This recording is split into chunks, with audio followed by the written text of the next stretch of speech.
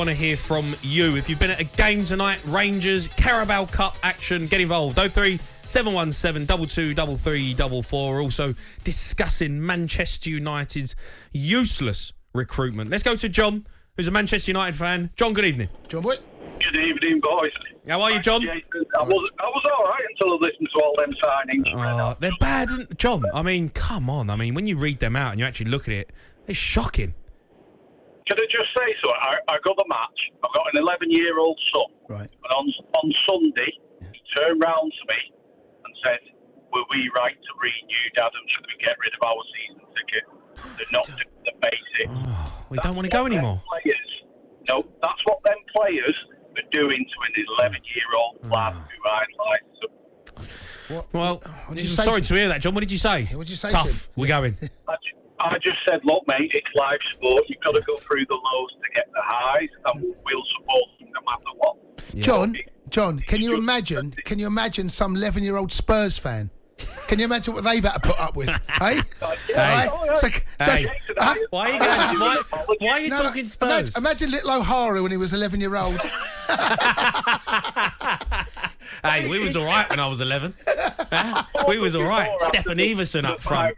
Against Liverpool, I live in between. Even the Liverpool fans have stopped taking the mick out of me. Is there no value anymore? Oh dear. But John, what's going on? I mean, this whole Arnautovic thing is it's a PR disaster. Yeah, but that midfielder, I can't say his name, Rabiot or whatever. He's a carbon copy of Pogba. That system wanted out. His mum's a nightmare. It's all well documented, and we're going. I'm just looking at it, going, "Oh, we're on the same round." John, are you getting the feeling that maybe Manchester United are skint? No. What do you mean? Well, I just wonder whether. I mean, you're messing around with £15 million midfielders and £8.5 million. Are they? They spent 30 million in the transfer window. They signed.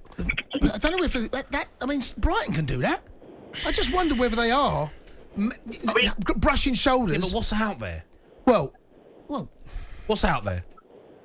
There's enough out there, mate. There's enough out there. There's enough out there. If you was in your prime now, would you go United? Yes. Oh, United's always a massive draw, but the problem they've got now, and Liverpool were in this position about 10 years ago, right? Where maybe a little bit longer than that, where they were trying to compete with Man United, Chelsea, and Arsenal, who were winning titles at that time, and their recruitment has been nothing short of magnificent. You look at the players they bring in. Look at what they've done. This has not always been the case, but under Klopp, largely right now, they don't get much wrong. Liverpool, they don't get a lot wrong, and they're scouting. Who? Mane. They got that wrong, letting him go. Yeah, but they're scouting him in. Yeah, of course. They got the same money going out as they got for coming in. I think they need to put their hand in their pocket though. Watching them against Fulham, they were poor. I think midfield, James Milner and Henderson. I get the feeling he wanted to go. I don't think there was. I think that he had decided he wanted to move on. I don't know, but you think about the players they brought in that time. Now, not every single one. I mean, Keita, to me, I think has been average, but still, not as bad as some of the ones you see at United. But that's what United have got to do. United have got to do. It's everything about a football club. Look what Brighton do with their recruitment. Look how brilliant they are at bringing players in and moving them on at a huge increased value. And that's how a club like that will survive. Yeah, but I said they should have got Graham Potter years ago. Man United? Yeah. Well, him, but unproven. But why? Here's the question. Is he still there?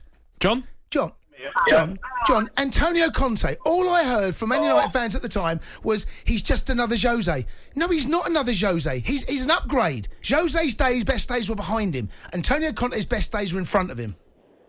Yeah, I've got to apologise because I was one that phoned up your show and said he's a stopgap, 3 years. But when you look at Tottenham now, I've got no argument. Oh, so you was against Conte? Yeah.